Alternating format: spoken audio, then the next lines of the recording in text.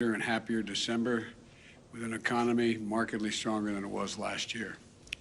It's been a tough couple of years, but we've made incredible progress. And today, I'd like to speak about some of the steps we're taking to address challenges in the economy and how those actions are already starting to pay off for American families. First, however, I want to quickly reiterate what I spoke about on Monday concerning Omicron, the variant, and the steps we're taking to combat it. As I said, this new variant is a cause for concern, but not a cause for panic. We have the best vaccines in the world, the best medicines, the best scientists. We're learning more every single day, and we'll fight this variant with science and speed, not chaos and confusion. So let me repeat what the doctors and scientists have affirmed. The best protection against Omicron is getting a booster shot. Right now, about 135 million Americans are eligible for a booster, but only about 40 million have gotten one thus far. If you're over 18 years of age, you got vaccinated before June 1, go get your booster shot today.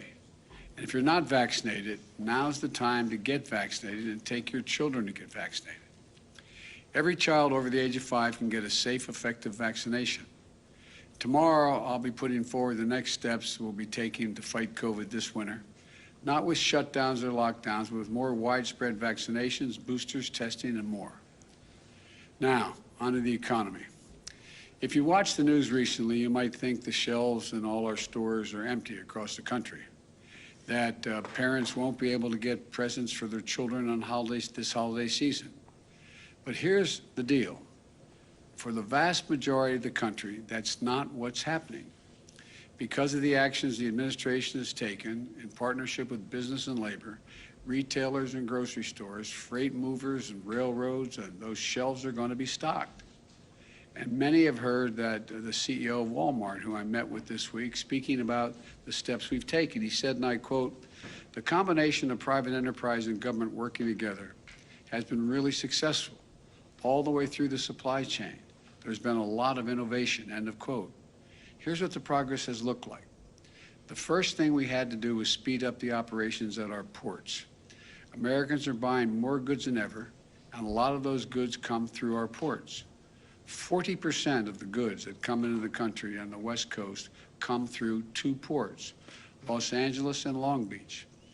To help relieve congestion, I brought together labor and management and asked them to step up and cooperate more, to move forward in operating those ports, not 5 days a week, 40 hours a week, but 24 hours a day, 7 days a week, by adding more shifts at night and on the weekends. Then we had to make sure that people could transport those goods from the ports to stores and homes across the country. We've broken up log jams there as well. Private sector port terminal operators at the ports of Los Angeles and Long Beach, for example, have announced that they're going to eliminate fees when truck drivers come into the port to pick up the containers, if they do it at night or on the weekends, when roads are less congested. Working with my administration, a major ocean carrier, the 4th largest in the world, announced on Monday a new $100 discount when containers are picked up quickly, with larger discounts for nighttime and weekend pickups. And we've announced this week that we're extending through February extra flexibility that allows truckers to drive more hours when they're transporting critical goods like gas, food, and medical supplies. Paired with these important safety measures, all of them are going to help move goods more quickly and get products that people want onto the shelves all across the country. Over the last month, the number of containers left sitting on docks, blocking movement to those stores, was for over 8 days. Now it's down by 40%, which means they're heading to shelves and stores more quickly. That's an incredible success story. The ports of Los Angeles and Long Beach have moved 16% more containers so far this year than last year. By working with business and labor, my administration has been able to handle the huge surge in goods moving through some of our biggest ports. And that's translated into shelves across our country being well stocked. You don't have to take my word for it.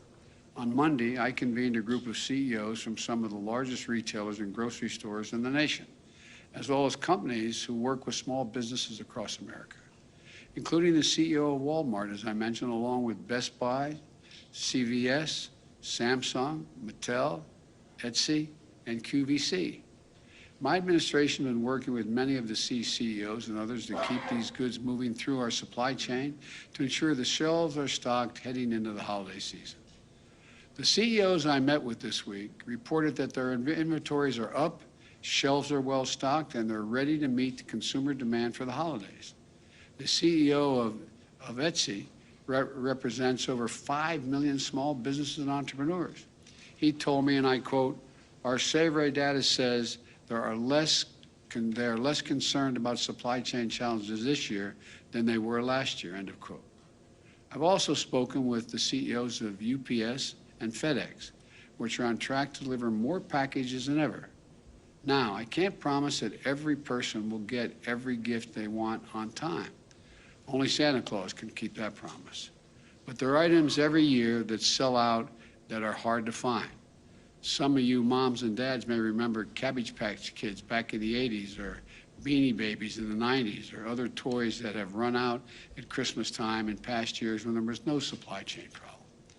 But we're heading into a holiday season in very strong shape. It's not because of luck. We averted potential crisis by figuring out what needed to get fixed, and then we brought people together to do the hard work of fixing it. That's exactly what we're doing with the second concern I want to talk about today, prices. Here are a few things you should know. Just about every country in the world is grappling with higher prices right now as they recover from the pandemic. In the United Kingdom, price increases have hit a 10-year high. In Germany, a 28-year high. In Canada, price increases are the highest they've been since the 90s. This is a worldwide challenge, a natural byproduct of a world economy shut down by the pandemic as it comes back to life. Prices are still out of sync as the world comes back. But as we continue to overcome these obstacles, the more price pressures will ease. But I have not been content to sit back and wait. I've used every tool available to address the price increases, and it's working. Take gas prices. Last week, I announced the largest ever release from the United States Strategic Petroleum Reserve to increase the supply of oil and help bring down prices. I brought together other nations to continue and contribute to this solution. India, Japan, the Republic of Korea, the United Kingdom all joined us. They all agreed to release additional oil from the reserves, and China may be doing so as well. This worldwide effort we're leading will not solve the problem of high gas prices overnight, but it has been making a difference. Over the last month, likely due in part to the anticipation of this action, we've seen the price of oil and gasoline on the wholesale markets come down significantly. In fact, since the end of October, the average weekly price of gasoline in the wholesale market has fallen by about 10%. That's a drop of 25 cents per gallon. Those savings should reach the American people very soon, and it can't happen fast enough. And I've asked the Federal Trade Commission to consider whether potentially illegal and anti-competitive behavior in the oil and gas industry is causing higher prices to be maintained for consumers when the overall cost of oil is down. We can also ensure that American people are paying a fair price for gas. So let's take a step back and take stock of where our economy is. Wages are up. Thanks to the American Rescue Plan, we've delivered significant tax cuts for families raising kids. Tax cuts and rising wages for middle-class families mean the Americans, on average, have about $100 more in their pockets every month than they did last year. About $350 more each month than they did before the pandemic, even after accounting for inflation. Let me repeat that. Even after accounting for rising prices, the typical American family has more money in their pockets than they did last year or the year before that. In fact, we're the only leading economy in the world where household income and the economy as a whole are stronger than they were before the pandemic. You know, there are other signs of strength, too. The number of small businesses up by 30% compared to before the pandemic. Thanks to the American Rescue Plan, we've cut child poverty in America by more than 40%. Think about that. Millions of children who spent last Christmas in poverty will not bear that burden this holiday season. And the Treasury Secretary, Janet Yellen, described it yesterday that it is, quote, a profound economic and moral victory for our country, end of quote. Since I took office, we've had a record job creation, 5.6 million new jobs since January 20th of this year. The unemployment rate has fallen to 4.6%. We're seeing more new small businesses, higher wages, and more disposable income. Fewer children in poverty, fewer people getting unemployment checks. None of this was inevitable. It was because of the American Rescue Plan, which virtually every Democrat in Congress voted for and every Republican voted against. It was because of the hard work my administration has done to try to solve the challenges in our economy instead of just pointing fingers and complaining. Now it's time to build on our success and cut costs further for families. That's what my Build Back Better plan does. It will lower out-of-pocket costs for child care, elder care, housing, college, health care, and prescription drugs. These are the biggest costs that most families face. In fact, a new independent analysis released today showed that my Build Back Better plan would mean $7,400 in tax cuts and savings for the typical family with the typical family of 4 with 2 kids. 17 Nobel laureate winners in the Nobel economic winners have written a letter affirming that this bill will reduce inflationary pressure in the economy. 2 of the leading rating agencies on Wall Street confirmed this month that my plan will not add to inflationary pressures. In fact, they will, quote, take the edge off of inflation. Now my Republican friends are talking a lot about prices, but they're lined up against my Build Back Better plan, which would go right at the problem for rising costs for families. Why is that? I don't want to speculate on anyone's motive, but it's always easier to complain about a problem than to try to fix it. One Republican senator even said that rising prices were, quote, a gold mine, end of quote, for Republicans politically. Imagine rooting for a higher cost for American families just to score a few political points. The fact is, the Build Back Better plan is fiscally responsible. It's the first major piece of legislation in more than a decade that is not only fully paid for, but will generate more than $100 billion in deficit reduction. It fully covers the cost of its investments by making the largest corporations and the richest Americans pay a little more in taxes. Think about that, as that's a trade-off worth making, in my view. Having those who have done very well pay their fair share in order to provide a little breathing room for millions of American families. But my critics don't seem to agree. They have a lot of speeches about high prices, supply chain, and other challenges we're facing, but they don't offer any answers. So they're just doing the no vote. That's their plan, vote no. But what does that mean? What does a no vote mean on this bill? Not on cable news, not on Fox, not in the real world, in your life, around your kitchen table. Well, here's what it's going to mean. It means for millions of American families, this bill, that the bills you're paying right now for daycare could be substantially lowered, capped at 7% of your income. But the Republicans said no, pay more. It means the bills you're paying right now to take care of your elderly parent could have been lower, a lot lower. But Republicans said, no, don't vote for this bill, pay more. It means the cost of your prescription drugs could have been lower, a lot lower. The Republicans think that those 200,000 children, for example, who need regular doses of insulin should continue to pay as much as $1,000 a month instead of $35 a month. Think of that. Not only affects the health of the child and the family, but imagine you're being a parent and not being able to afford $1,000 a month. Not only risks the health of your child, but it robs you of your dignity. The list goes on, but the point's the same.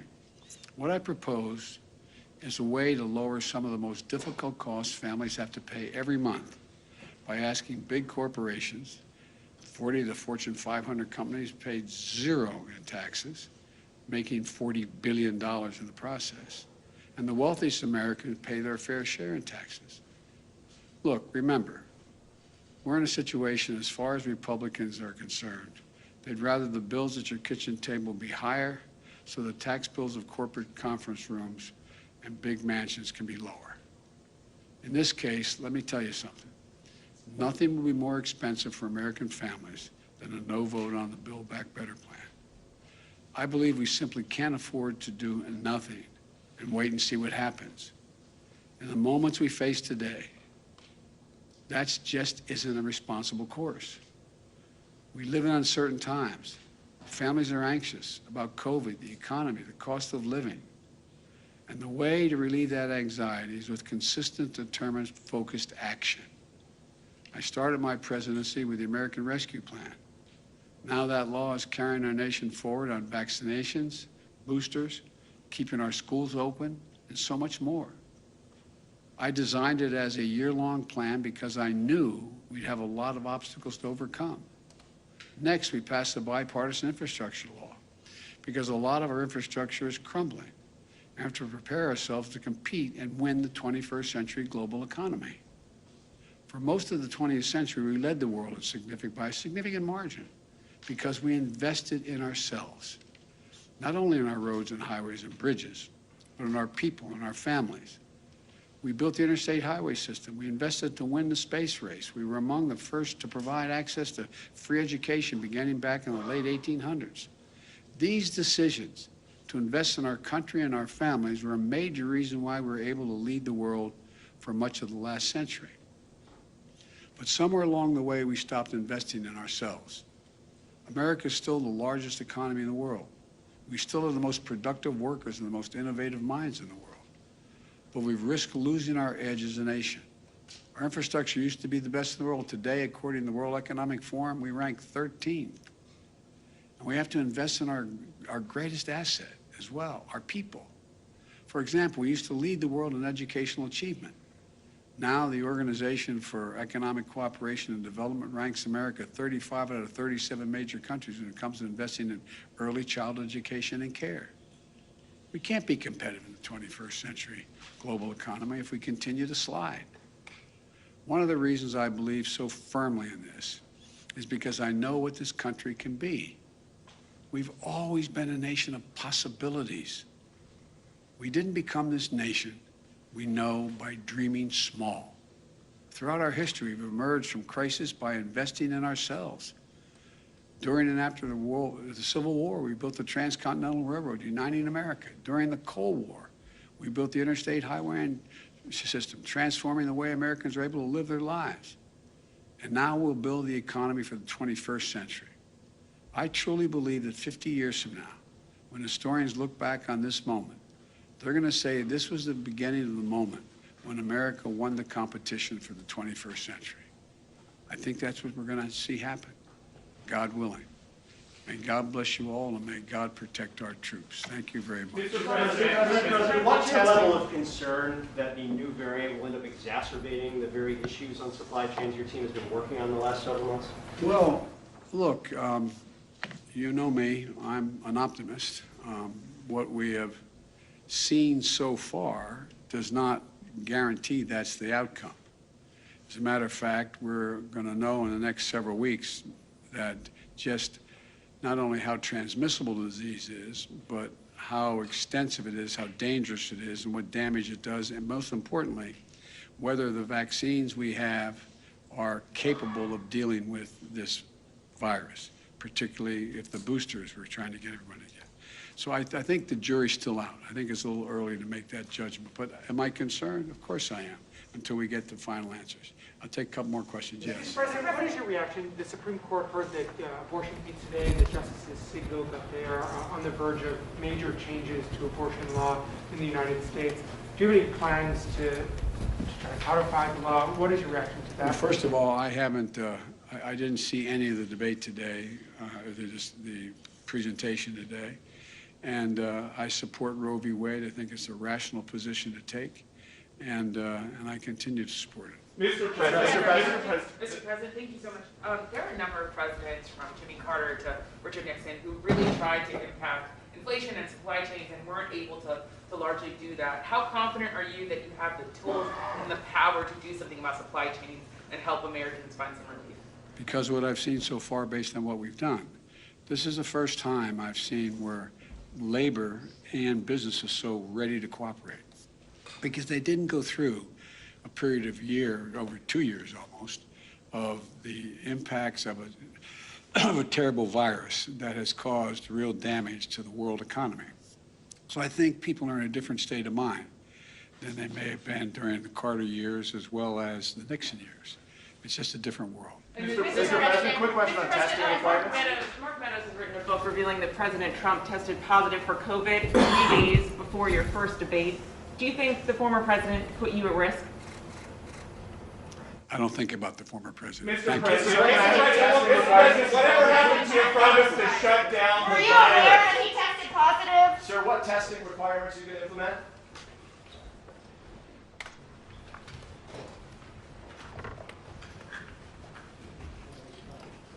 Hey, Nick, Yeah. you want to make sure the fonts got tipped at the very last question, and then just make sure that's...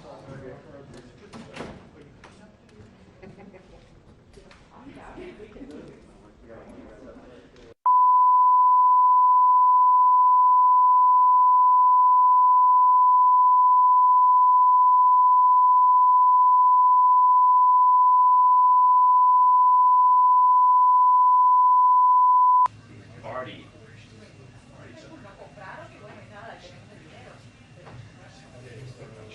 Bill, I have to leave after the press meeting for Idaho. Get on the plane. Be back next month.